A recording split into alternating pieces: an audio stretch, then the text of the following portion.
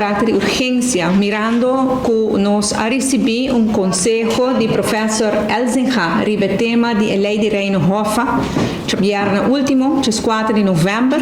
depois da reunião do Parlamento semana passada luna, em qual fraccionam de AVP e de futuro, com exceção de mais da mesa, a um governo bobobisa e consensus com força retroativa. O Conselho Agri, professor Elzinga, exige atenção urgente, me limitar a minha mesa agora que não somente para 2 pontos. O primeiro ponto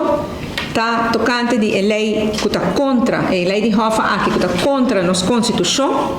e suponência está que se o Parlamento que desviar de nossa Constituição e aprovar a lei aqui, e não por fazer